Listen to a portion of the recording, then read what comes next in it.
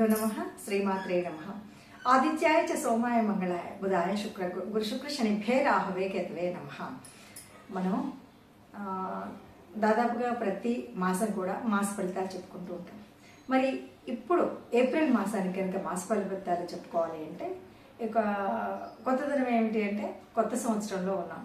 మనం నిన్న మొన్నటి పాత సంవత్సరాన్ని వదిలేసి కొత్త సంవత్సరం విశ్వావసు నామ సంవత్సరంలోకి వచ్చాం. కాబట్టి ఈ కొత్త సంవత్సరంలో ఒక్కొక్క మాసానికి ఎలా అంటే గోచార రీత్యా ఫలితాలు ఎలా ఉన్నాయి, ఏ ఏ రాసుల వారికి మరి ఏళ్ళనాటి శని పోతుంది, మరి ఏ రాసుల వారికి యాడ్ అవుతుంది, ఏ ఏ రాశుల వారికి అష్టమ శని ఉంది, అర్ధాష్టమ శని ఉంది, ఇవన్నీ వివరాలు చూద్దాం.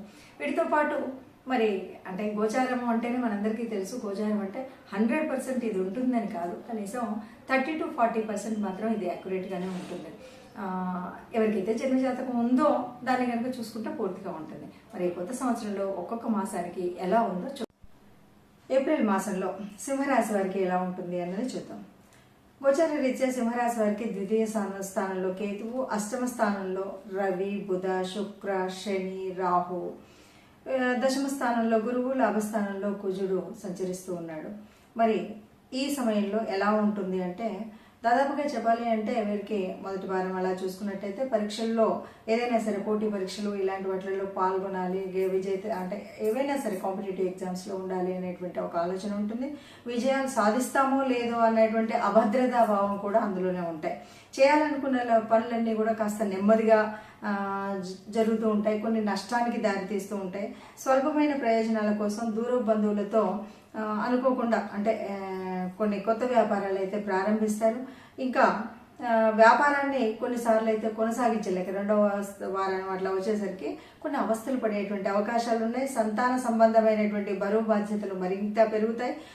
వాళ్ళు అంటే కొంచెం పెరుగుతున్నటువంటి పెద్దవాళ్ళ నడి వయసు వాళ్ళకైతే ఇంకొన్ని వాళ్ళ వివాహ విషయాల్లో, ఉద్యోగ విషయాల్లో అంటే సంతానం యొక్క వివాహ, ఉద్యోగ,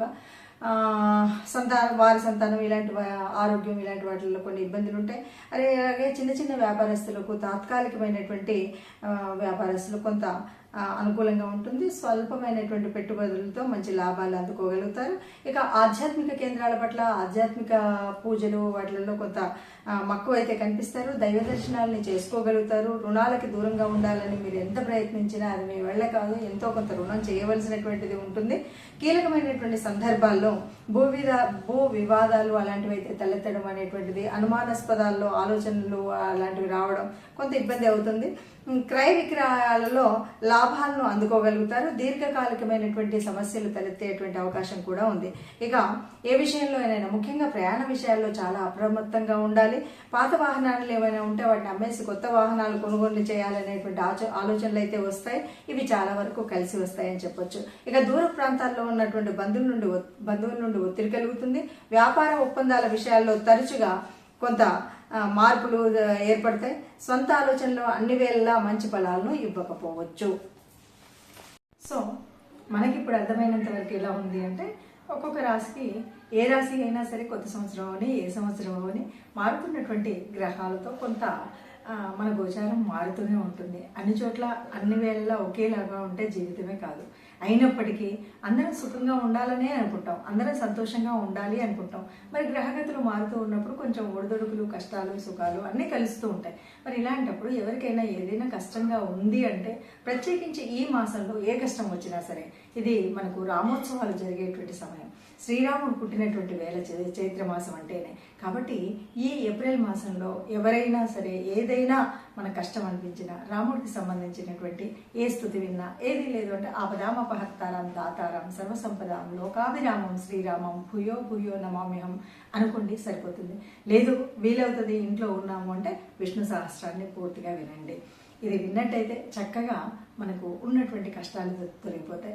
ఎక్కడైనా సరే ఈ నెలలో మీకు ఎప్పుడు వీలైతే అప్పుడు ఏదో విష్ణువాలయానికి వెళ్ళండి. ఎలాగో రామోత్సవాలు జరుగుతాయి. రాముడికి సంబంధించినటువంటి ఏ కథనమైనా వినండి, ఆనందంగా ఉండండి. నమస్తే.